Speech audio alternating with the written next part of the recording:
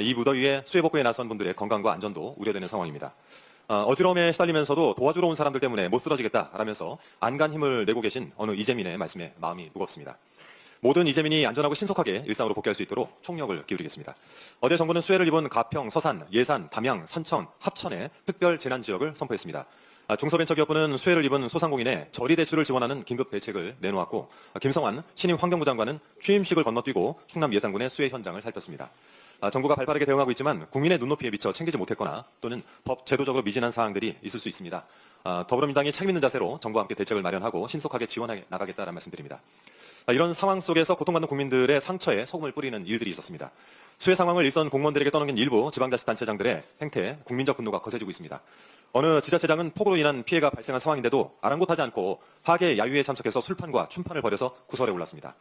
심각한 수해를 입은 충청권 광역단체장들은 하계 세계대학 경기대회 폐회식에 참석하기 위해서 오늘 독일로 출국한다고 합니다. 이 와중에 어느 지역에서는 물놀이 축제를 강행한다고도 하죠.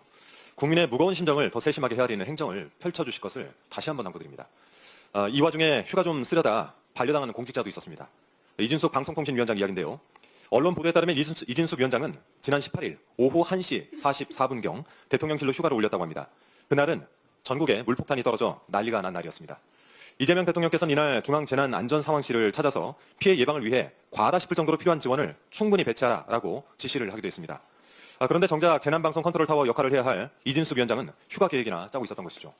본인 임기 보장을 이야기하기 전에 할 일이나 똑바로 하시기 바랍니다. 이진숙 위원장이 휴가를 가는 좋은 방법이 하나 있습니다. 지금이라도 이 사의를 표명하고 좋아하는 휴가를 가시면 됩니다. 그것도 아주 길게.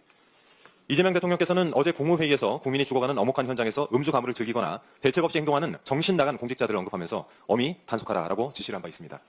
민주당 또한 비상한 마음으로 이재민들의 삶과 생활이 하루빨리 복구될 수 있도록 최선을 다하겠습니다. 마지막으로 한 사람에 대해서 더 말씀 좀 드리겠습니다.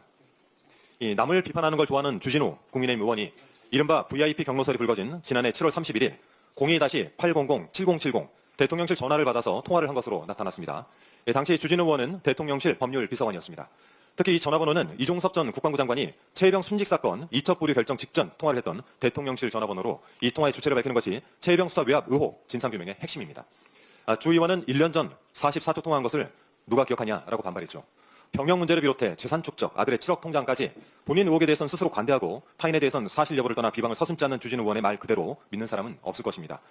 주진우 의원식 주장대로 그렇게 자신 있으면 특검 수사에 응하고 적극 협조해서 진실을 밝혀야 합니다. 아울러 최혜병 특검은 주진우 의원의 통화 내역을 반드시 확보하고 통화 경위를 철저히 밝히길 바랍니다. 이상입니다.